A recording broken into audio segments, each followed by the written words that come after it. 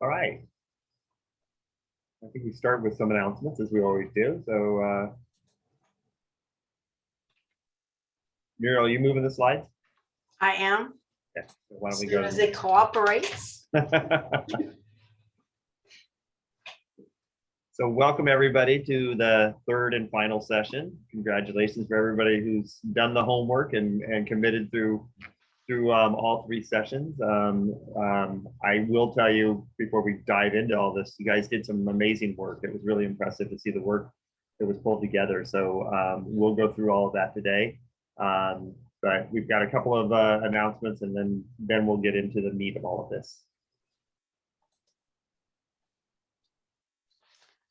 So first off, we wanted to just quickly remind you that for cohort 3, the final activity update needs to be in by Monday, May 10th.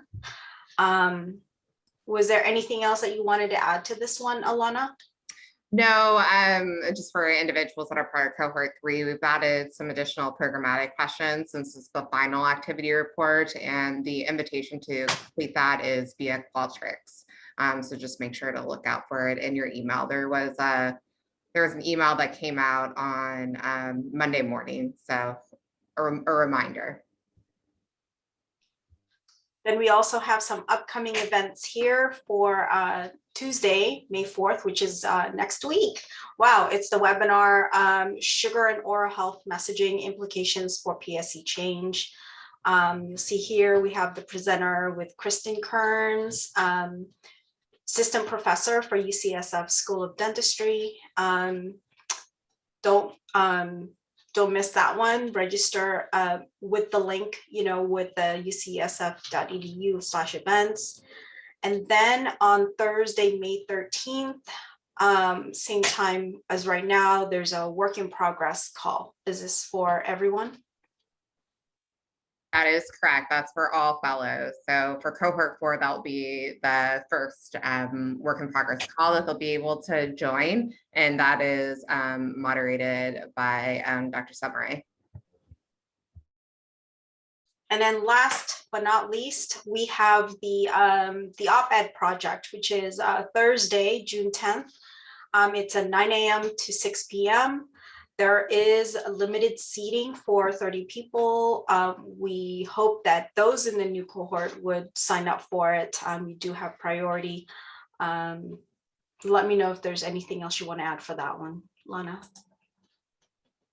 No, that pretty much covers it. But yeah, if you haven't registered for it yet, we highly encourage you all to register. It's going to be a great session. We do request, though, that you fully commit to that time period. It's a highly interactive workshop. So being able to carve out the time to fully commit to that 8-hour training is very important. I will say just a editorial comment on this. There's some darn good writers that are on the phone right now. So you guys, this would be a good place for you to think about plugging in and thinking about integrating your persuasive narrative into some of those op-eds. It can make for a very powerful op-ed when you tell a story along with what you're doing. So yeah, and just one other comment is for all individuals that are participating in the op-ed project, you will also receive an additional month of consults from journalists, mentors within the op-ed project to really kind of help move your piece to publication, I guess we'll say.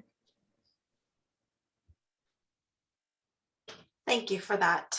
So now after the announcements, we'd like to move forward with our agenda for today. So what we'll be doing is going over some of the homework narratives that you guys did a fantastic job. And then we're going to go over ways of how to use what you've just drafted, and then if we have a lot of time, maybe do 1 or 2 role play exercises just to see how this all works out. And then we're going to conclude our workshop. So I just, again, I wanted to congratulate everybody who took the time. I know it feels like a lot of effort, but those of you who took the time to write up and draft up a persuasive narrative, I know that Muriel and I really enjoyed reading these. We learned quite a bit about some of the work that you're doing. And there was also, it's very illustrative of, it helped us to make sure to provide some direction and counsel that we'll talk to you about. But what we wanted to do is celebrate the work that you did by taking the time to actually listen to it. Because I think for all of you, when you hear each other's narratives, you're going to start to get the sense of how powerful these can be and what really matters here. And then I'm going to go through and talk about, as we go through each one, I'll have a comment or two about each one. But mostly, I think I just wanted you to hear each other's. And we do plan to share all of these. If it's okay with all the authors, we'd like to share the narratives with everybody so that you can see, because I think it's sometimes nice to remind yourself when you look at some of these narratives, that's right, that's how this works. And that's, I should be striving to try and do more of that type of thing. And also there's others who have not written their persuasive narratives or who are new to this whole idea. I think they'd learn a lot by looking at the work that you guys put together in all of this. So if you're comfortable with that, if you can hit your thumbs up or actually give us a thumbs up, we'd really like to share these more broadly with others out there and with all of you as well. So I'm seeing thumbs up, thumbs up. Thanks, Marie. Thanks, Phaedra. Right, Kristen? Kristen. Vivian says. Okay. Yes. I'm feeling clear then. Yes. So what we'd like to do, and I think this is, I know that we have limited time, but I think that's really valuable to hear how your colleagues and other fellows have walked through this and see their stories and what those came together on. So we're going to take some time then to actually read through each of these and ask you to read your narrative if you're comfortable doing it. So Phaedra, you're on the top of the list, so you get to kick it all off with Hannah's story. Okay, awesome. So I'm assuming you want me to read the edited one that was Yes, please. revised, If you're comfortable with that, and any edits you wanted to make to that are fine as well. Okay, so Hannah was a very sweet preteen, but during her first visit to my office, she was quiet and never smiled. Although she didn't say it, her body language gave it all away. The brown and black cavities made her embarrassed of her smile. After speaking to her, I learned that Hannah's parents brought cases of soda on a weekly basis from the local bulk food discount store. Hannah herself admitted to drinking 4 or 5 cans of soda a day. This was clearly one of the main contributors to her dental decay. Fixing Hannah's teeth took months, but during this time I encouraged her to slowly change her habits, and by the end of her treatment, she was routinely drinking water and rarely having soda. In the months that followed, Hannah would return for dental checkups. She was talkative, laughing, and her smile lit up the room. Unfortunately, while Hannah made this major change, her parents were still buying soda by the case. Even in the face of this temptation, Hannah stuck to her commitment, wanting to protect her beautiful new smile. Sadly, Hannah revealed that her mom is now suffering from severe dental pain. She is not able to find an adult dentist who will take her insurance, so she is suffering in silence. Allowing counties to tax sugar-sweetened beverages would create a financial reason for parents to stop buying soda and would prevent the pain and social anguish that Hannah went through. Hannah's story is not unique, but you can play a role. Support a tax on the same sugary drinks that rob too many other Hannahs of their smile and their health. Excellent. Great. So Phaedra, really nice job on this. And I think the thread comes to so nicely. I'm hoping that you guys can all see that you start to say, you feel some real empathy for Hannah. You start to identify with Hannah, and you can see your role as a dentist or as a physician. You can start to see your role in starting to move all this. And I think that's one thing that I want to emphasize is you need to live inside the story as well. This isn't, you're telling a story about somebody you see in your practice or an example that comes from real world. And that's why people resonate with this, because it is something that's real. Even if I know several of you built composite characters, that's perfectly fine. But they're composites of real situations that you've seen. And I think Phaedra, yours was very touching and also very uplifting. But I also like that it ends with the persuasive piece.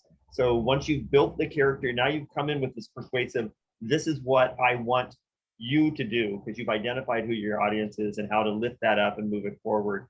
And I think this is one thing that I know Muriel and I have identified, we talked about these, we all keep remembering the name. So it's, we go through it and it's like Hannah's or all the different names that came up, the Camellias, the Kara's, all the names we keep remembering. And if it's a good narrative, that's what happens. People remember the name and they keep on coming back to it. And that's good proof that you've had a successful approach in putting your narrative together. So good work, Padra. Well, thank you guys for helping me out with it. No problem. That's what it's all about. Okay, so yeah, Gila, how about you? Okay, hi everybody. I'm Gila. So my goal is to encourage parents to bring their children in at age 1 for the first dental visit, as well as to encourage pediatricians to refer patients at age 1, and then having all dentists, including general dentists, see children at age 1. So here's my narrative. My patient, Nina, is a delightful little 2-year-old, but when I first met her, she was a child in agony, unable to sleep through the night, play, or even eat proper meals because of dental caries. Her parents had tried numbing her teeth with a gel and weren't sure if they should take Nina to her pediatrician or her dentist, or a dentist. Unfortunately, when they did go to a dentist, he lacked the experience working with very young children and did not recommend any treatment, resulting in rapid progression of decay. That poor experience, their lack of understanding, limited income, and fear of submitting their daughter to anesthesia made Nina's parents feel like failures. It all came to a head, however, when Nina woke with a swollen face and had to be rushed for a traumatizing emergency extraction. Fortunately, Nina finally got the care she needed, but her fear of dentists is now well ingrained, and her parents are facing substantial medical bills. If there's a silver lining to this story, it's that Nina's parents aren't about to let the same thing happen to Nina's 1-year-old brother. I'm seeing both their children for regular preventive care checkups, and they've made it a point to tell their friends and family about the importance of bringing children at age 1 for their first dental exam so that dental problems can be diagnosed early to avoid high-risk, costly treatments. They even told their story to Nina's pediatrician, suggesting she tell all her patients how important it is to get early preventive dental care. Just as vaccines and good nutrition are a vital part of medical prevention, pediatricians need to recognize the importance of preventive dental visits for very young children, and they can make sure no other children have to relive Nina's nightmare by suggesting parents give their children a healthy dental start. The end. Well done. Good. Again, first of all, what I really liked about this too was you followed that arc really nicely. You've got a setup, you reach a crisis, and then you came to a resolution. And I thought I could feel it as the story was coming in. For all of us, we really like that type of that arc makes a difference. Mm-hmm. So pay attention to that idea of setup, up to crisis, and then through resolution. And then from the resolution, nicely tied it together about, and I appreciate that you started this off by telling us what your goal was here, because it's all tied in here. It's about parents making decisions, but it's also about pediatricians recognizing that starting as young as 1 makes a lot of sense. And so the whole thing just twisted together beautifully, I thought. And it's again, I'm going to remember Nina's name. And the other thing is, I really feel that you've integrated it. So if you were giving this as testimony, if you were presenting this to somebody, I feel like it is your story, that you understand the story because it's been part of your practice. So very nicely done. Yes. Okay, thank you for your help, Mike and Muriel. I really appreciate it. Oh no, and again, the whole point of this is we just wanted to, with the hard work you did in drafting the original, we wanted to show you just all it is from us is just making sure the pieces follow through in a logical way, and in many cases, extracting some of the additional information that's just too much to try and carry in what really is, again, it's that door opener. So you don't want to bury people with information. You want to get right into the heart of the story and ignore some of the ancillary pieces that can be too much in all of this. But great job. I thought, again, Nina was one of those stories that I'm like, I'll remember this. This is powerful. Good. Kristen. Hi there. Can you hear me okay? We can. Oh, okay. Great. Thanks. All right. So Here's my first crack at it. Camilla is a wonderful 6-year-old patient who loves school. She would show up in class with a beaming smile, ready to learn. When the pandemic hit last year, she and her parents were glad she could stay safe by staying home. And Camilla also worried about her teacher, wanting Miss Green to be safe too. Camilla's parents were grateful for the school's efforts to arrange for remote learning and helping to arrange for reliable internet service and to help them navigate the new technology. Camilla loved the new tablet they provided, something her family could have never afforded. Remote learning was fun at first, and Camilla loved seeing her friends. It wasn't long, however, before the novelty wore off and Camilla grew bored, lost interest, and turned to snacking to break up the monotony. After a while, Camilla became depressed. She missed her friends. She missed her teacher. She missed playing outside. But her mom reminded her that she had to pay attention, sit at the table, and do her Zoom school. Bored, sad, and isolated, she eventually found a tablet game she could play while Zoom class played on in the background. When I saw her 9 months into the pandemic, I hardly recognized her. She had gained 30 pounds, become pre-diabetic, developed fatty liver, and was depressed. When I offered help, her mom tearfully asked, "Can I give the tablet back? I think it's making her sick." Unfortunately, I encounter stories like Camilla's multiple times per day in my clinic now. As a local pediatrician responsible for the health of our most vulnerable community members, I implore you to reopen schools in person and remove the tablets as a means of primary education from our schools. And I'd like to add that we actually did submit this to our school board, and they did open the schools. Wow, really? Congratulations. Very Yeah, well. along with a letter, obviously stating, the risks and benefits and safety with COVID and the measures. So. Well, Kristen, that just brings up a great point. First of all, I think it's a great story. I remember really being moved by this story when I was reading it because it's so real. I think when school first closed, most people were supportive of the idea. I mean, we wanted to keep our kids safe, and the schools were doing everything they could to make it work. But you did a nice job of gradually taking us through the reality of what happens with that level of isolation and what the consequences are that I don't think everybody immediately sees until they read the story and follow Camilla's story along here. Then your story comes to a strong arc. It doesn't necessarily go to resolution, but what you're doing is offering a resolution. And I want to make it clear, there is no absolute formula on these narratives. So the way you did it worked beautifully, I thought. It takes us to, oh my gosh, here's what the problem is. There isn't a resolution, but instead what you do is provide where the school board can own a resolution, where they can start to see all those things can be reversed. And that's perfectly fine. So I just want, there's a sense that there's a absolute science to these persuasive narratives, and they're not. It's an art form. And I'm really pleased to see how well you guys have all perfected it. But I think it needs to work as appropriately for the audience that you're writing it for. And sometimes not going through the full resolution makes it the ownership of the body that you're presenting it to come up with that resolution, and that's perfectly fine.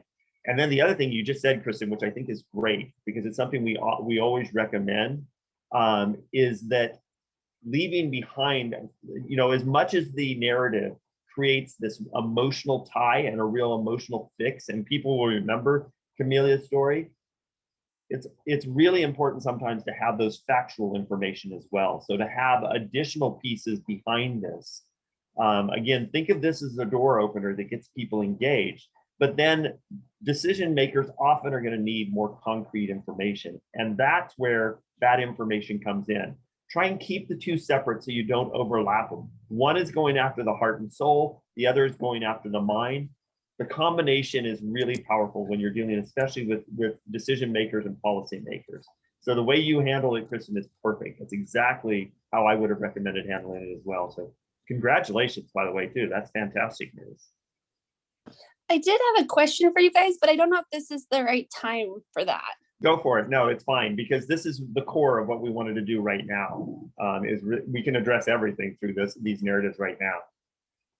Okay, great. Thank you. So, as a MD, I'm bound to certain like HIPAA Yes. laws, and so we presented this, but even though I changed the name, do I have to say beforehand, like I've changed the name to protect, the patient, or like, because it kind of takes away from the story. I feel like if you're like starting it out by saying this name isn't real. And then my second question is, like, ethically, like how much combining of stories and embellishing on stories is really like right to do, to present to like a school board, for instance, like because like all of this stems from real interactions, but since it's kind of a combination, it's not necessarily like one person's true story. So I wasn't really quite sure how to navigate that part of it all. No, and I'm glad you asked. Those are really important questions, and we've never gone through a narrative course where this hasn't become an issue. And it's something, especially as dentists and physicians, that you guys do need to be cognizant of. You're absolutely right. It feels like it can steal the thunder if you say this is a composite of several things I've seen.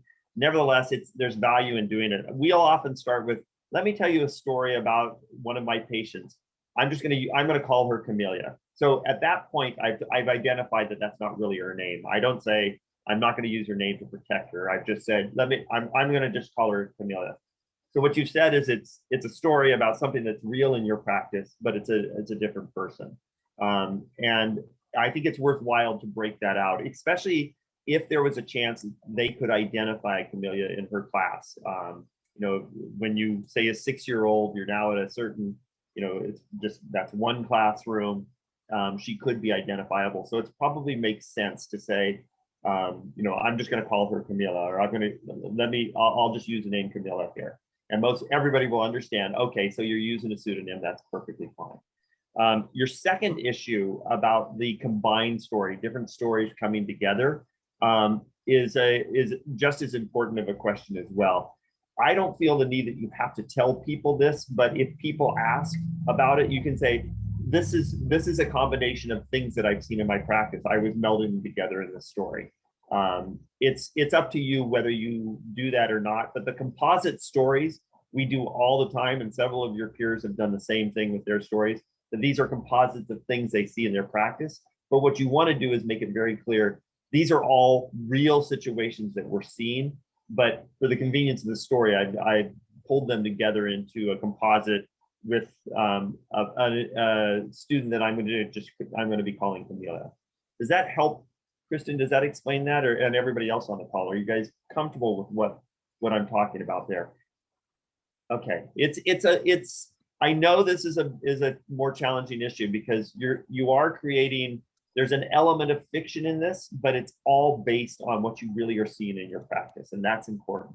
And they should understand that, because again, this is why I think these persuasive narratives are so powerful with the champion providers, is because you are the only ones who can actually tell people what you're seeing in your practice, and it shifts the perspective of these decision makers and policymakers. They don't have the level of interaction that you have, as well as the medical background that you have. Those two together are really powerful in shifting those decision makers' attitudes. Great, nicely done, Kristen. Well done. So, who's up? Melissa. I don't think Melissa is on the call. Oh, that's right. Now. Unless she's 530-010, but we don't know who that is. Oh. All right. Okay, terrific. Vivian? That's me. I have to apologize in advance. I got braces on less than a week ago, so my speech is still very not efficient. Okay, it sounds good to me. Thank you. All right, so I'll start off. I would like to tell you about my patient, who I'm going to call Tommy. an obese 11-year-old who turned his life around with structured and incentivized physical activity. Since the COVID pandemic started, Tommy had gained 20 pounds, and based on his BMI, he was in the obese category. Initially, it was difficult to get him to agree to any sort of physical activity that did not involve video games, the one activity where he could be in regular touch with his friends from school. Eventually, I showed him some family-friendly YouTube workout videos, and at the insistence of his younger brother, he promised that he would try it 3 times a week. I also wrote him a prescription for this. In return, I promised him we would have a push-up contest in 1 month if he kept his end of the bargain. 4 weeks later, Tommy stepped on the scale in my office and had dropped an impressive 5 pounds. He was still in the overweight category, but his progress and improved energy served as an intrinsic motivation to stick with his exercise plan. He told me that his family had started doing nightly workouts together, allowing him to feel a part of a community again. Because of this simple intervention, Tommy was able to turn both his and his family's life around in the middle of what could have been a devastating and isolating year. There's a lot more Tommies out there that need a little support, guidance, and direction to protect their health during this time of pandemic isolation. As you all know, healthy students are better learners, better behaved, and more likely to attend classes. As a school board, who I am appealing to, you can help by supporting our physical activity and nutrition incentive program, targeting families and children of all ages. By the way, when Tommy came back, he creamed me in the push-up contest. Thank you. Very nicely done. There's one thing you did here that I thought was exceptional that I really wanted to call out. I mean, I think the whole story was exceptional, but I love your last paragraph where you really tied it back to the priorities of the school board members. These are people who care about, about the students being healthy students or better learners, they're better behaved, and they're more likely to attend classes. That's where they live. So, being healthy is your domain. Their domain is better learners, better behaved, and students attending class. So when you bring those two together, you're now winning them over. That's what good persuasion is all about. Love the story, and sorry that you got creamed in the push-up contest. Okay, I'm used to it. But I actually thought your intervention was so personal. This idea that you actually said we'll have a push-up contest, I thought was really charming. I love the fact that you actually wrote a prescription for him to do exercise.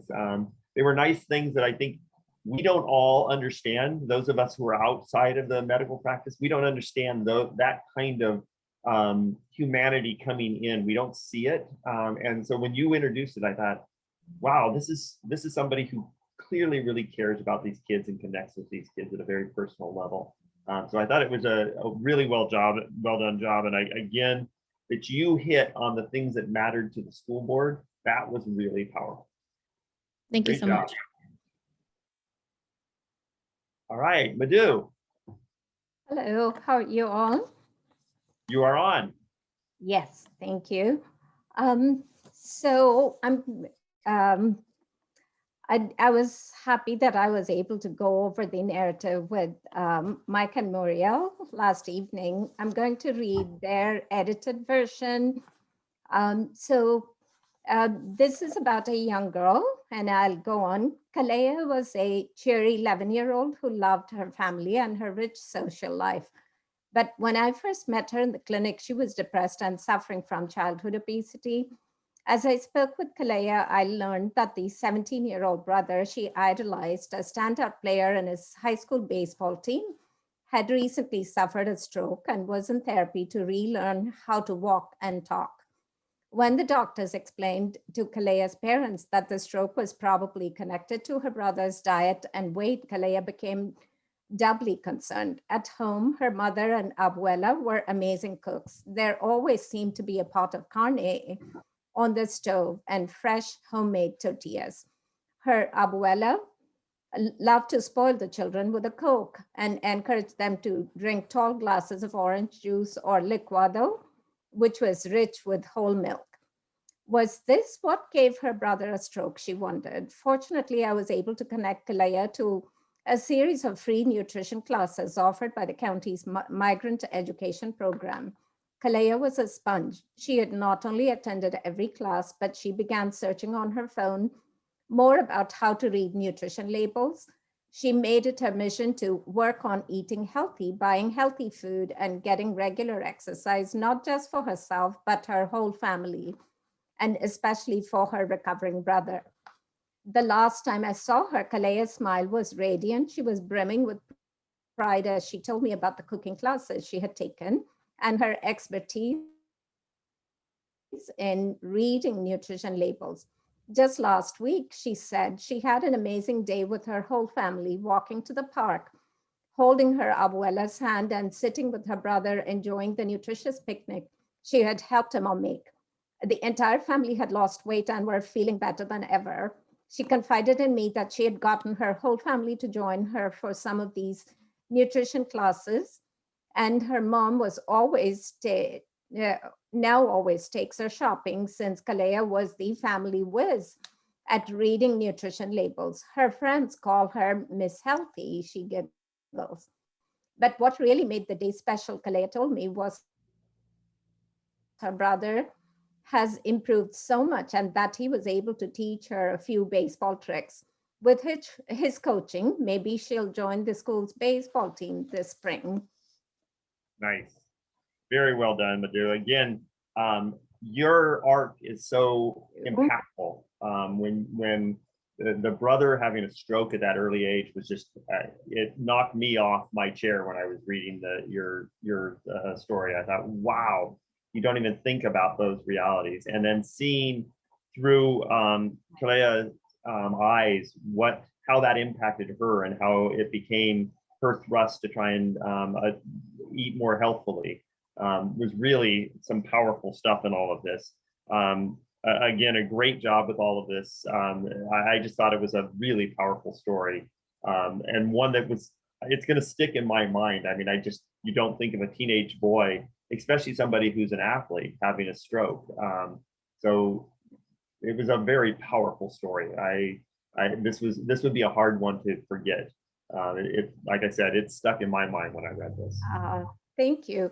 And I think what helped me was to try and project it from her perspective, changing things where I had talked a bit more about her brother, and you and Muriel helping me with sort of shifting the narrative to make it more Kalea's story. Yeah, I mean, I think it could have gone either direction, but there's almost too high of a level of tragedy with the brother having a stroke that it's staggering for people. And I think seeing how it impacts a family member, that's why I felt that making that twist to addressing it from her perspective was a little bit more comfortable than trying to do it through the brothers. But it's a choice. Either way could have worked.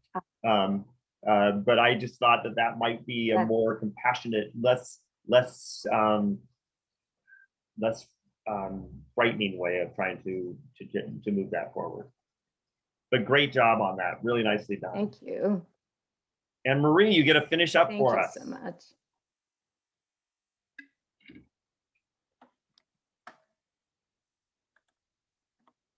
You're on mute, Marie. There you go. Hi. There we go. Hi, I just wanted to edit a couple of things just to make it more factual. So here goes, okay? Absolutely. Let me tell you a story about a patient, Maria, who was referred to me. Maria is a 60-year-old registered dental assistant who travels with her boss, a registered dental hygienist in alternative practice, and provides much needed care to the elderly in our county. Unfortunately, Maria, who had severe oral pain affecting her vision, had no access to dental or medical care. Because of the pandemic, she was given access to the Medi-Cal program. She was seen at the local emergency room 3 times, where she was given 3 rounds of antibiotics. She was also referred to an ENT and an ophthalmologist and had an MRI. Despite all of these expensive but futile appointments, Maria was still in pain when she finally figured out how to get a dental visit, and I saw her in my office. It was clear she was suffering from a severe tooth abscess. I removed the tooth and she immediately said she could breathe and see better. Tragically, the simple solution only came after Maria had suffered for months, missed work, and experienced undue pain, anxiety, and stress about her health. What's more, what could have been easily and affordably addressed with simple dental care instead ended up leading to huge county costs for unnecessary emergency room visits, exams, and services. As dentists, we all have seen similar situations. Unfortunately, dental care becomes the last resort, when in too many cases, it clearly should be first. It's important that we protect patients like Maria by making sure dentists have a strong voice in government decisions about these patients. Dental healthcare professionals have to have a strong voice in shaping programs like the DentiCal program and the Ventura County Community Health Improvement Collaborative Initiative, so that Maria and the thousands of patients, just like her, can get the quality dental care they need and deserve. And that's so we can also enjoin more practitioners into participating in programs to provide care for these patients.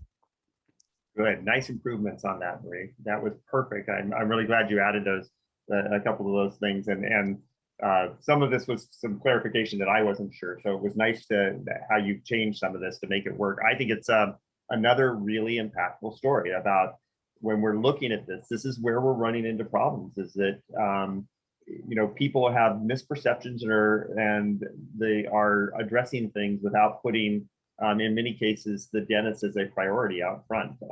And I think you did a nice job of helping, especially knowing that who your audience was, which I probably should have asked all of you to tell us who your audience was ahead of time, because it would have helped give some focus here. But Muriel and I had the opportunity to review everything, so we knew who your audience was.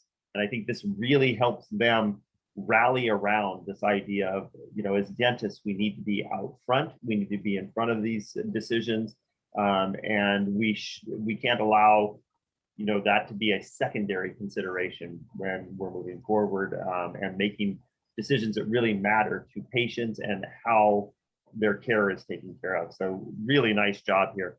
The other thing I think you did a very nice job in all of this as well is just cleanly enumerating, where in one sentence you give me a sense of how much wasted cost and time took place because somebody was following a model that didn't include the engagement of the dentists in that whole practice. So really well done, Marie. Nice job. Good. So you all know that Muriel and I tweak these and change these in different ways. And I hope it was not to change them. We were just trying to cut through to the story as quickly as possible, and make it as persuasive as possible in all of this. Every one of you had really great stories. I was really moved by how powerful your stories were. Not one of these, I think, would not be a powerful persuasive. There's just as I read through them, I was keeping notes on some things that became really important. So I just wanted to hit on a couple of things that we wanted to stress. It's so important that you humanize your story. Be careful not to spend time taking me through medical jargon or asking me to get into, when I talk about a setup, the setup needs to be about the human, not about the situation itself. So think about this as much as you can to make sure the human is elevated in everything you do, because that's where we're going to really get excited. That's where we're going to remember what's happening here.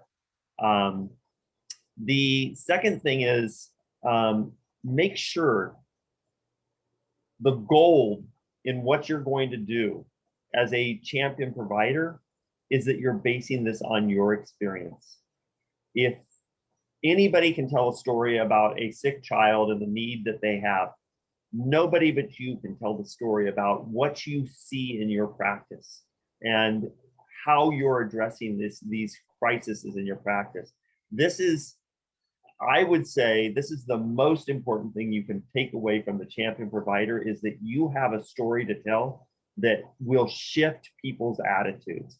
So base your story in your practice. And I really want to, wherever possible, say in my practice, or I saw in my office, so that the person who's listening to you recognizes, that's right, I'm talking to a medical professional who knows the situation from both a medical perspective, but also from a very human perspective. And that's going to make your story really resonate. So never, I really want to stress how important it is for you to build this inside what you see in your practice. The other thing, this is easy, but please stay focused. And this ties into the next element. Don't try and do too much. On some of the stories that we were reviewing, you were giving us way too much information. We were going down several different paths, and there was so much information that I started to lose the human in all of this. Instead, I was getting all these details, all this background.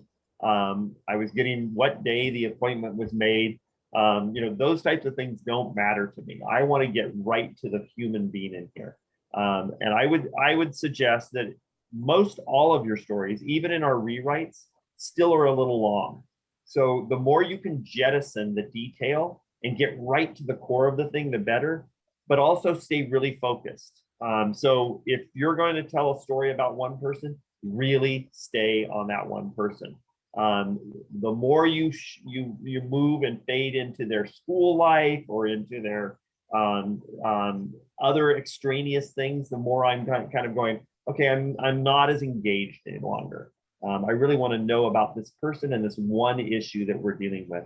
And again, it should be one single issue. So even if whoever your hero is, even if they have several different health issues, I don't want to know about several different health issues. I want to know about one that you decide, this is the most impactful piece of my message. Tell me just about that. But when you give me, all the different things going on, my attention starts to fade a little bit. And I think many of you guys did a great job on this, speaking to the sensibilities of your audience. I think that this was so impressive when when we hear about a school board, and I'm not hearing about, you're helping me understand that a healthy student is a good learner. They're somebody who's in the classroom and they're well behaved. Those are things that matter to me as an audience. And it's why when we start that worksheet that we give you, the very first thing we start with is, who is your audience? Because the story will shift and you can amend your narrative for the different audiences, and you should really do that. Good communications is based on audience and knows that we have to be flexible enough to amend stories so that they fit for the different audience. And then finally, wherever you can, offer a resolution, or in some cases, make the resolution the responsibility of the person you're speaking to, which in a couple of cases, you guys did a really nice job of that. There wasn't necessarily a resolution. We hit the arc, we went up in the arc, we came down off the arc. But if there isn't the resolution, which in many cases you won't have a resolution, the resolution, if it belongs to the audience you're speaking to, which it probably does, because that's why you're doing a persuasive narrative, put it in front of them and give them the opportunity to hold on to all of that.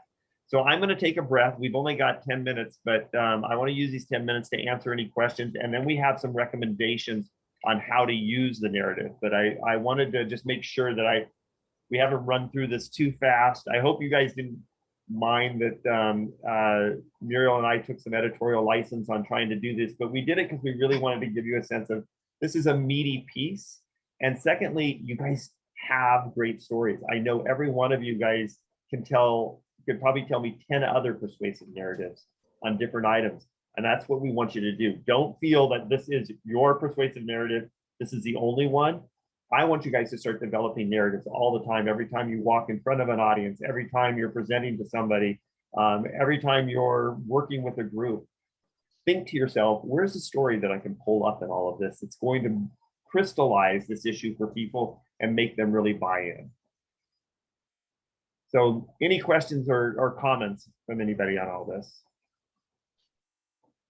I just typed out my question. Thank you, Vivian. I just saw that. Okay. Okay. Go ahead. No, go ahead, please. Oh, so my question is, in your experience, what's the time limit to capture the audience's attention and drive the point home? Like a minute, 5 minutes, 10 minutes? What should we be looking at? I would suggest about 2 minutes, but there is no real limitation. If your story is compelling, people continue to follow you. But if it gets long in the tooth, now you're becoming a narrator instead of somebody who's really moving toward a persuasive narrative. So again, the whole point of these is not to, this doesn't close the game out for you. What this does is it forces your audience to focus and want to engage with you. And the biggest victory you will have out of all this is they're going to start asking you questions. And once they've asking you questions, it means that they're engaged and they're interested in this. So the whole point is not to give them everything in your narrative. The narrative is a hook so that they start to become engaged and want to know more about this and see you as a really credible, important source of all of this. And so generally, I would say if you can do this in 2 to 3 minutes, you're doing really well. That would be perfect. Thank you. Other thoughts, questions, comments? Okay. Sorry, did somebody have one? Badu had asked if we can share, we're going to be sharing each of these persuasive narratives. And earlier we asked if it was okay and everybody said yes. So we will be sending it to Alana so that we can put it up on the website. If everyone's okay with sharing. Yes. Thank you. I have a question. So if, say, something like this were to be presented at parents' meetings, school wellness committee, would you recommend a Spanish translated version of the same? Yeah, that'd be perfectly fine to do it, have a Spanish translation. Be Especially careful. if You there can are get, monolingual Spanish. yeah, I mean, having it ready is always a good idea, but you may not have time to actually present 2 narratives. So you may need to think, this is again, this question of consider who your audience is. And maybe it's better to do it exclusively in Spanish if your audience is largely Spanish speaking or mostly all bilingual. Maybe that's going to work better. It's a question you'll have to weigh with every audience that you deal with. But having 2 narratives and trying to read 2 narratives, it's a bit of a slow down for the audience. That's true. Mm-hmm. Thank you. Okay, so let's go ahead and take a look.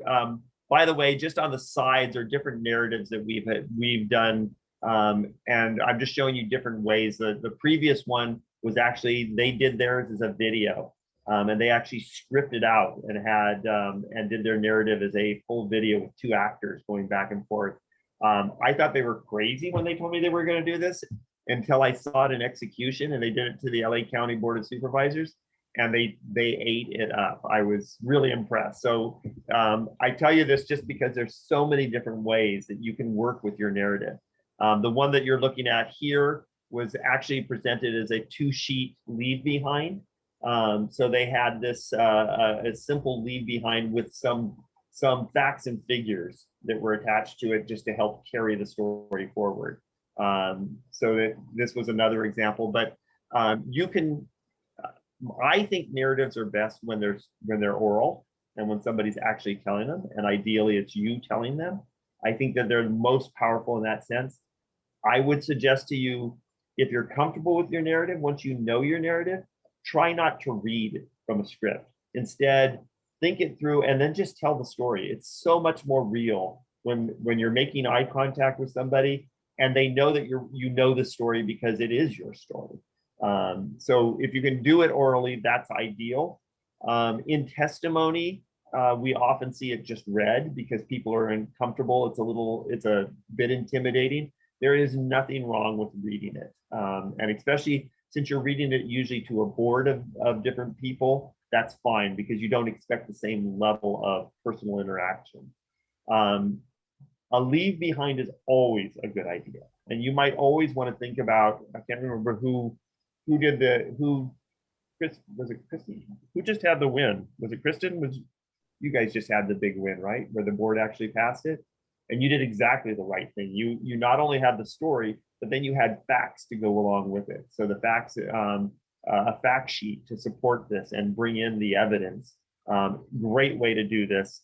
But these stories can be very powerful as leave behinds. We see people pick them up and wanting to read them because they're a lot more engaging than reading a fact sheet. These are more human, but the two together, perfect pairing. I mentioned video. That's a little, for most of you, I'd say that's over the top, but it's done and it can work very effectively. We've also seen these broken into PowerPoints where there'll be a host of pictures and different elements of this are introduced in a PowerPoint presentation. And then podcasts are another way. Those are just different ways that you guys can do it. There is a host of different ways you can use your narrative. Again, I think the most powerful is just you verbally being able to tell somebody the story, look them in the eye and really help them engage in all of this and then pull back from it. And it's I know it can seem forced, but I would challenge you when you do this, I think you're going to find yourself so much more comfortable than just presenting facts and figures, because you're going to see your audience's eyes lighting up and going, ah, yeah, I've got it. This really works. And it can be as simple as, hey, if you've got a second, let me tell you a story about a patient I just saw last week, and then you move into your story. And I think you're going to see people engage and be ready to move forward on all of this. So next slide. We put together yet another worksheet because we can never give you guys enough worksheets. These are some questions that you may want to ask yourself. Muriel, are those going to be emailed to everybody? You're on mute. Sorry. Alana had put them on a chat functionality. Oh, okay. But they will be online. I can also email them to everybody. But this is just something that you can use when you're creating your persuasive narrative, a quick checklist. When you think about these questions and start answering these questions, it starts to give you a sense of maybe what the right way to do this is. If you've got somebody who's a real numbers person, it may be that your narrative needs to be married with some facts and figures. It may need to be that you need to pull that together. And sometimes the setting that you're going to be introducing it in will help you think about how best to use your narrative, what best way to present your narrative will come together. And then the final question on there is something that I want you guys to consider as well. And we'll finish up with this, but who else influences your audience? We tend to always believe that we've got to go right to the decision maker with our story, and that's where we're going to win. Often it's not the case. Sometimes you go to their influencers, to audiences that can be very influential in moving them in the right direction. So think about that as a good place to house your story as well, your narrative as well. Is maybe you're going to make a presentation to a group that they're a member of that can help push the envelope forward. Maybe it's through a church group, maybe the persuasive piece. I think all of us have seen that sometimes family members can be where real decision makers. I've seen it in when I go into Senate chambers. Sometimes if I get a hold of a spouse, them telling them this same story can resonate a lot more powerfully than any other direction. So think about it. You don't always have to go directly to your decision maker. Sometimes you'll find that there's just as effective to go through other directions. And then final slide, just to conclude, remember to put a face on your crisis, make it real and relevant. That is where your strength lies. You guys do live these realities, you know them. A good narrative will create empathy. What's our next one? You should identify with the character, help the person identify with the character, make it memorable. And that's what narratives really are, is they make it possible for people to retell the story. And then always offer a first step. So make it possible for them to do it. And this would be the one caveat I want to remind you of. Sometimes we overstep and ask for the world, and it's just too much when we're dealing with policymakers. we need to get them to engage at the first level so that they can start moving forward. And then finally, the reason they're persuasive narratives and not just narratives is because you're really trying to move somebody to action. So make sure that you finish with the invitation for them to take that first step. And with that, right at 1:15, we're happy to stay on and answer any questions, but I know you guys have some tight time periods. But I want to again congratulate all of you. You guys are stars. You wrote some beautiful pieces. You told some great stories. You need to keep it moving forward, because this is where you will take your passion, your knowledge, your skill set, and make the difference in really making some policy changes and some community environmental changes. So great work, everybody. Thank you, Mike and Muriel. That was fantastic and a wonderful workshop and series for everybody. Thank you so much. We really appreciate all the training that you've done for us. Great working with you all. So much, Mike and Muriel. And Pleasure. Alana for putting this together. I thoroughly enjoyed everything and learned so much. Terrific. Good. And we'd also love to hear some feedback if you guys enjoyed the process, could think of other ways of improving it, what you liked about it. That would be great too. If you guys want to email us, we're happy to hear all about that. Thank you. All right, everybody, have a great day. Like I said, we're here if you have questions. And seriously, if you ever want to test out another narrative, send it on over. We'd be happy to take a look at it and provide any counsel. Thank you. Thank you again. Goodbye. Take Good care, job, all. everyone. Alana, I had a question. At the beginning, you said that there's an assignment that's due on May 10th that an email went out on Monday. Oh, so that's actually for the previous cohort, so not for you all. So don't worry about that. Yeah. Oh, okay. Sorry. I missed Yeah, that part. fine. Thank you for clarifying. We have more assignments? Yeah, no. More work. I thought we're done. Yeah. I need to start blocking your emails. Yeah. I have more homework than my son. I know, right? Just kidding. Thank you. All This right, was thank really you so wonderful much. We experience. really appreciate it. It's been a great experience, and for all the new members of the new cohort, you will really enjoy this and the change that you're able to affect in your community. Terrific. Everybody, you all have a great day and good luck with your narratives. Thank you.